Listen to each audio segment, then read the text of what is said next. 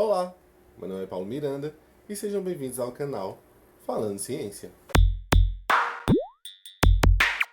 Para iniciar essas discussões de artigos científicos agora no ano de 2020, eu optei por começar com um artigo intitulado Redução do efeito tóxico de cloreto de mercúrio através do efeito quelante de psídio browniano.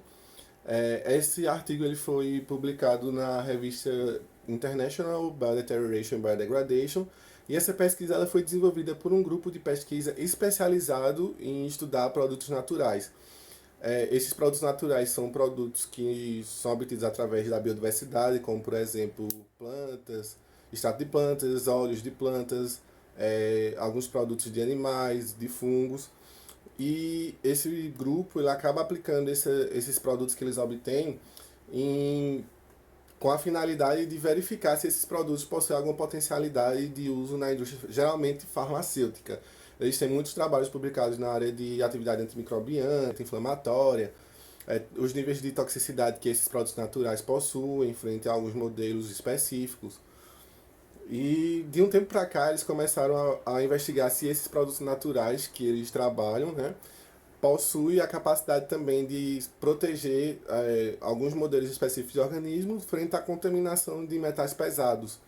Atualmente, a poluição representa um grande problema da nossa sociedade a nível global. E uma categoria de contaminante que tem chamado muita atenção desde o século passado e muito também nos dias de hoje são os metais pesados. Os metais pesados eles ocorrem de forma natural, né? Em todos os ecossistemas eles possuem concentrações de metais pesados, só que essas concentrações geralmente são baixas. Porém, devido a distúrbios antropogênicos, essas concentrações elas tendem a aumentar de forma considerável no ambiente e ficam ali disponíveis para interagir com diversos tipos de organismos, dentre eles fungos, bactérias, plantas, também animais e outros como protozoários. Enfim, esses metais pesados eles ocorrem, como eu falei, naturalmente nos ecossistemas e durante o processo evolutivo muitas espécies elas acabaram se adequando a pequenas quantidades de metais pesados e durante o processo evolutivo ele foi incorporado a algumas rotas metabólicas, sendo que existem alguns metais pesados que são considerados essenciais para que os organismos possam se desenvolver. O níquel, por exemplo, ele está envolvido diretamente no ciclo da ureia, então ele tem ali algum envolvimento em plantas, por exemplo, de ajudar a assimilar o nitrogênio que é absorvido nessas plantas. Um outro exemplo também que ele está presente, alguns metais estão presentes em diversos organismos, são ferro ou magnésio. E uma outra categoria de metais pesados, quando eles não são considerados essenciais, são os metais não essenciais, como, por exemplo, o mercúrio ou o chumbo, que são metais que eles não possuem uma função biológica descrita até então. Então, uma vez que o organismo ele absorve esse metal, ele não tem uma destinação para algum ciclo biológico, ou seja, ele só fica ali no organismo meio que acumulando até que chega a um ponto que ele começa a causar dano nesses organismos. Portanto, algum desses metais pesados, como por exemplo eu falei, o níquel, o selênio também, o ferro, eles são necessários para que a vida consiga se manter ali em um ecossistema, porém outros metais não são, como é o caso do mercúrio. O mercúrio ele possui uma alta reatividade e ele consegue passar facilmente por membranas celulares, né? Então ele é facilmente absorvido por células, ele passa muito fácil do meio extracelular para o meio intracelular. E uma vez que ele está presente dentro de um organismo, esse organismo assimila esse mercúrio, ele pode interagir com diversas biomoléculas, dentre elas moléculas de DNA, outras proteínas estruturais, proteínas sinalizadoras, outras enzimas, moléculas antioxidantes. E a partir do momento que o mercúrio passa a fazer isso, ele induz ele induz uma severa disrupção metabólica que pode levar até a morte do organismo, quando não deixa ele vivo, porém com várias sequelas. E aí também, segundo os autores, a literatura já apresenta algumas ideias de como tentar combater essa toxicidade induzida por metais pesados, que tanto os não essenciais quanto os essenciais, porque apesar de tudo, os não essenciais em elevadas concentrações eles se tornam tóxicos também. Ahn, então, algumas plantas elas possuem moléculas que são capazes de se ligar a esses metais pesados, o que a gente chama de efeito quelante. E no que se liga a esses metais pesados, esses metais eles não mais podem interagir com outras biomoléculas, uma vez que ele é absorvido, como também se essa relação ocorre no ambiente, não dentro do organismo, esses metais eles não ficam mais disponíveis para assimilação de determinado organismo. Por exemplo, se a gente está no meio aquoso, ali na água, e você tem uma planta e um metal pesado, e você coloca essa molécula remediadora se liga ao metal e faz com que a planta, então, ela não vai poder conseguir absorver devido ao aumento do peso molecular, do rearranjo molecular também que essa molécula sofre, não ter receptores específicos para absorção, esses tipos de mecanismos. Ahn, e aí, essa classe de metabólitos secundários que as plantas sintetizam, que possuem essa capacidade de quelar metais, não só essa, como também outras atividades biológicas e interações químicas específicas, se destacam muito os compostos fenólicos e dentre os compostos fenólicos também os flavonoides, que são conhecidos agentes quelantes de metais, como também são moléculas antioxidantes. Ressaltando aqui que os metais pesados eles tendem a induzir ao aumento de espécies reativas de oxigênio no meio intracelular, ou seja, uma vez que ele passa para o meio intracelular, ele vai desencadear esses mecanismos de interação com determinadas rotas metabólicas e vai fazer com que a concentração de espécies reativas de oxigênio na célula aumente. Essas espécies reativas de oxigênio elas são altamente tóxicas e naturalmente os organismos eles possuem vias metabólicas que são capazes de atenuar os danos dessas espécies reativas de oxigênio e também extingui-los ali do meio intracelular. E aí o metal, o pesado, geralmente atua nessas rotas que ou retiram as espécies reativas de oxigênio ou atenuam esses efeitos, então fazendo também com que a planta ou o animal ou o fungo, a bactéria, gere cada vez mais espécies reativas de oxigênio. Uma espécie que produz esses metabólicos de interesse como compostos fenólicos e flavonoides é a Pseudo browniano, que é conhecida como goiaba, né? Ela pertence ao gênero das espécies de goiaba, que é o gênero Psidio, e esse gênero ele possui uma distribuição ampla pelo Brasil, ocorrendo em diversos estados e diversos tipos de biomas também. E na Caatinga, na região da Caatinga, ali próximo, por exemplo, da Chapada do Araripe, ali na região do Cariri também, tem essa espécie que ocorre lá, que é a Pseudo browniano, onde já tem estudos sobre ela que indicam que essa planta ela produz compostos fenólicos e flavonoides, que são moléculas que possuem esse potencial é, de efeito quelante, como também antioxidante. Portanto, o objetivo dessa pesquisa foi de obter um extrato etanólico, né, etanólico, ou seja, um extrato que é obtido por meio de álcool. Depois vai sair um vídeo aqui no canal, que é uma série secundária, que ele vai explicar alguns princípios científicos de algumas técnicas, como, por exemplo, a obtenção de extratos, de óleos, bioprospecção, o princípio da remediação, como é que funciona a resistência bacteriana. Então, fiquem ligados para essa série secundária que vai ter aqui no canal, tá bom? Bom, então, voltando, o objetivo dessa pesquisa foi de obter um extrato etanólico das folhas de Psidium browniano e verificar se esse extrato ele possui ou uma ação remediadora ou uma ação citoprotetora frente ao íon metálico cloreto de mercúrio, quando algumas plantas e bactérias vão crescendo na presença desse cloreto de mercúrio, tá? Para atingir esse objetivo proposto por esses autores nessa pesquisa, os autores eles seguem uma série de metodologias e protocolos que estão bem detalhadas no artigo, então eu vou deixar o link do artigo aqui no box de descrição, caso vocês queiram ler na íntegra como é que eles chegaram aos resultados que serão discutidos. Mas aí o que foi que eles fizeram de forma bem resumida? Eles testaram a atividade quelante desse extrato, eles cultivaram plantas e bactérias na presença só do cloreto de mercúrio, como também na presença do cloreto de mercúrio mais o extrato das plantas. Se essas bactérias e plantas cultivadas na presença do extrato junto com o cloreto de mercúrio, apresentassem parâmetros de crescimento ou de inibição de morte maior do que as bactérias e as plantas cultivadas apenas na presença do cloreto de mercúrio, isso indicaria que o extrato ele efetivamente possui um efeito quelante e um efeito citoprotetor, tá?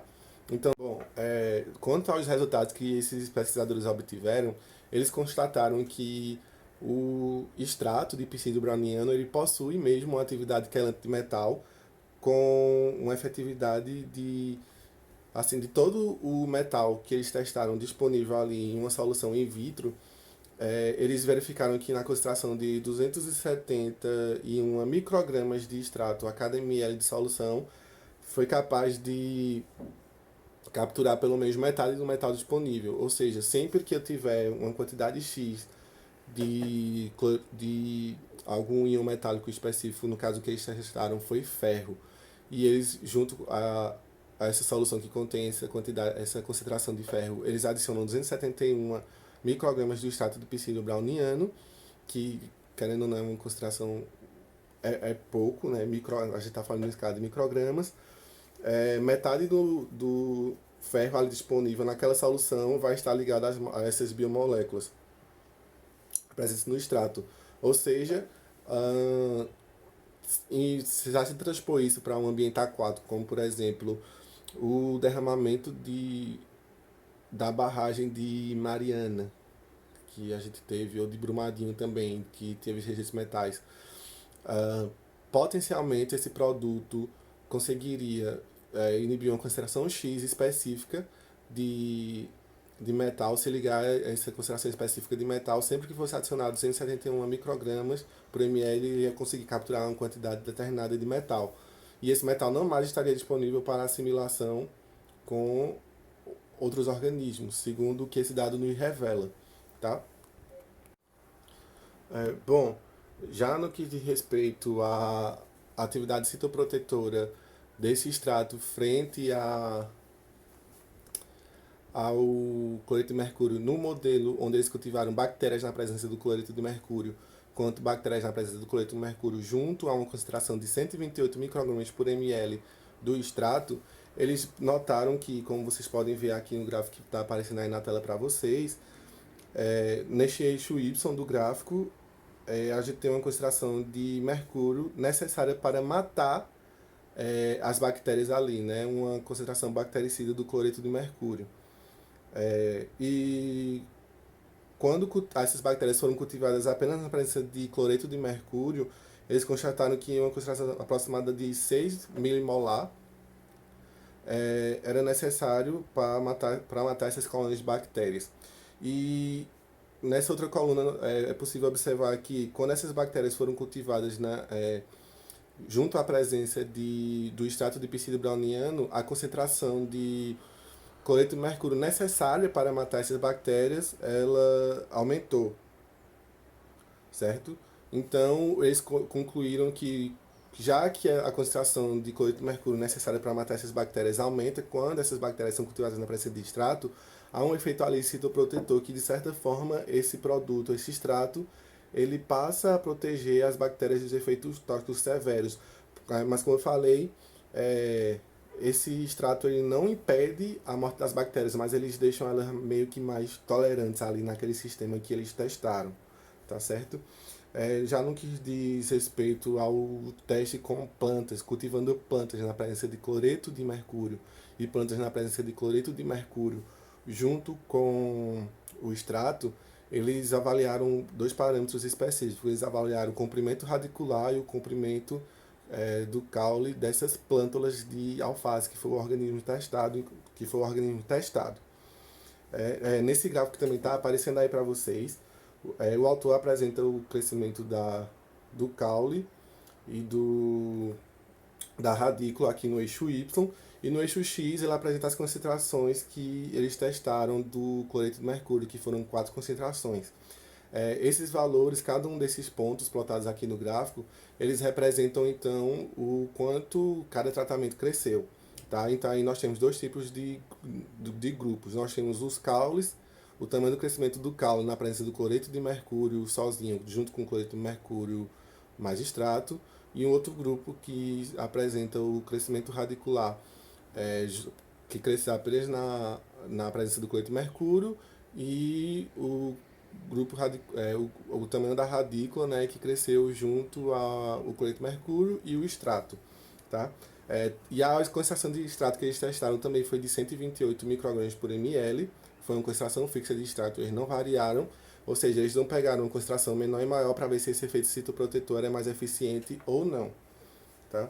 Então, observe que aí nesse gráfico ele mostra que nas concentrações mais baixas de cloreto de mercúrio, a planta ela praticamente dobra o tamanho da radícula dessa planta, e o caule também, à medida que a concentração de cloreto de mercúrio vai aumentando, ele passa a apresentar uma melhora no crescimento também do caule quando cultivado na presença de cloreto de mercúrio junto com extrato.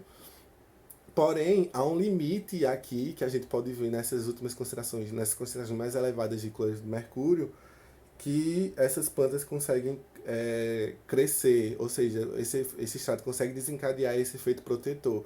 Então, da mesma forma que nas bactérias, dependendo da concentração de cloreto de mercúrio, esse extrato ele consegue aumentar a tolerância da planta, permitindo com que ela sobreviva, né, melhore seus parâmetros de crescimento, mas ela não protege completamente do dano induzido pelo cloreto de mercúrio, caracterizando também como um efeito citoprotetor, além das bactérias que os autores acharam, como também um efeito citoprotetor do extrato nas plantas.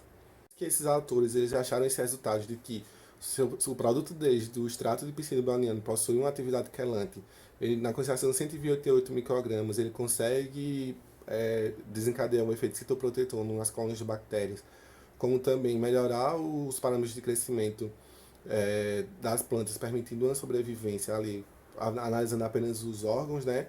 Os autores eles partem para discutir o que é que eles acham que está acontecendo ali naquele mecanismo, tá certo? De citoproteção ou remediação. Eles relatam que não há muitos relatos demonstrando o potencial efeito citoprotetor dos produtos naturais como amenizadores da toxicidade induzida por metais pesados, ou seja, esse trabalho ele acabou abrindo um novo campo de pesquisa, né, e reforçando também, porque querendo ou não, existiam já alguns relatos, mas não muitos, de que produtos naturais eles podem ser utilizados em situações emergenciais, uma vez que um ambiente se encontra totalmente inóspito devido a altas concentrações de metais pesados. E aí eles lançam a ideia de que utilizar esses produtos naturais que possuem essa atividade citoprotetora e atividade quelante pode ali fazer com que você consiga começar a estabelecer alguns componentes do ecossistema, como por exemplo bactérias. E eles falam também que a atividade quelante do extrato ela pode estar envolvida nesse processo de citoproteção,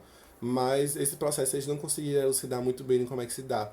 Como, por exemplo, será que o metal ele adentra a planta e as bactérias junto com o extrato, e aí essa interação do extrato junto com o metal só ocorre lá dentro? Será que ocorre in situ, fazendo com que as plantas e bactérias absorvam menos metal? Como é que ocorre? Como é que se dá esse processo, né? E eles acreditam que isso se deva principalmente à ação quelante. E eles também falam que as moléculas presentes no extrato, já que além de quelantes, elas também são conhecidas agentes antioxidantes, se elas também não atuariam apenas ali no mecanismo de defesa, né? Já que o mercúrio inativaria determinadas rotas metabólicas das bactérias e nos fungos, que faria com que atenuasse alguns mecanismos de toxicidade induzidos pelo metal. Sim, então o extrato, ele não é ele que faz esse papel, né? A planta e a bactéria absorveria esse extrato e atuaria ali como antioxidante, então contendo apenas um dos danos que o mercúrio causa nesses organismos, tá bom? E essa foi a discussão, os principais pontos da discussão dos autores. E aí agora, como eu falei no primeiro vídeo aqui no canal de estreia, eu vou ponderar sobre alguns pontos que eu quero discutir, tá certo? Bom, na minha opinião, esse trabalho, ele possui, é, como os próprios autores destacam, ele abre um novo campo assim, de pesquisa para investigar, para a aplicação de produtos naturais, né? E sempre que a gente investiga esses produtos naturais e agrega algum tipo de uso para eles, isso facilita no processo de criação de políticas de conservação, já que aquela espécie, ela potencialmente consta na literatura que ela já consta na literatura, né, que ela pode vir a servir como uma solução para algum problema que nós, como sociedade, podemos vir a enfrentar.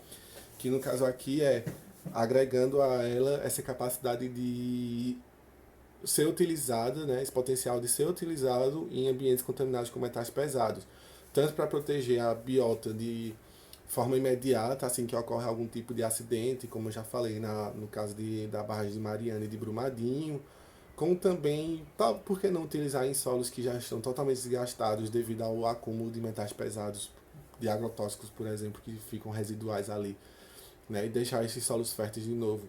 Só que para isso é necessário fazer mais pesquisas, né? Precisa investir mais nisso para chegar até então um produto que seja totalmente efetivo em diversos tipos de sistemas, tá certo? Então, essa é uma das importâncias que esse trabalho tem. O outro ponto é que os autores eles obtiveram, né, o extrato dessa Priscilla Browniano, só que eles poderiam também caracterizar quimicamente, fazer a própria caracterização química deles, para nos dizer aí o que é que aquela planta que eles testaram ali, aquele extrato que eles testaram, efetivamente tem. Qual a classe molecular? Porque eu não tenho só um tipo de composto fenólico, eu não tenho só um tipo de flavonoide, eu não tenho só um tipo de molécula. Eu tenho uma sopa de moléculas ali em concentrações diferentes. E aí, a caracterização química desse extrato que eles testaram nos permitiriam mais ou menos as pessoas os pesquisadores que fossem pegar esse trabalho ou alguma empresa que visse esse trabalho e tivesse interesse em investir e pesquisar isso, já teriam um norte de que tipo de molécula utilizar. Por exemplo, será que esse extrato é rico em quercetina? Será que ele é rico em rutina? Será que ele é rico em algum outro tipo de flavonoide, como miricetina, ácido gálico, né, um composto fenólico? E aí, eu já poderia testar essas moléculas isoladas e ver se ela possui um efeito, dependendo da concentração, mais presente, mais forte ou menos forte frente a esse efeito citoprotetor, frente a esse efeito remediador. E essa é uma crítica que eu estou fazendo ao trabalho, uma crítica negativa que eles poderiam ter feito isso para deixar o trabalho mais rico. Mas isso não invalida o trabalho que eles fizeram, porque, como eu falei, ele serve como um eixo norteador de, de que tipo de caminho a gente pode tomar para fazer essas pesquisas, né, para tentar trazer um novo potencial de uso a essas plantas. Bom, eu espero que vocês tenham gostado desse vídeo. Se você gostou, deixa like. Se qualquer dúvida você tiver, deixa aí nos comentários também. Críticas positivas, negativas. Fiquem à vontade para criticar. E se você tiver alguma sugestão de trabalho que você quer ver aqui no canal, ou se você tem algum artigo que você gostaria que fosse discutido, entre em contato comigo no e-mail que está aqui no box de descrição do vídeo, tá bom? Beleza? E é nessa que eu vou.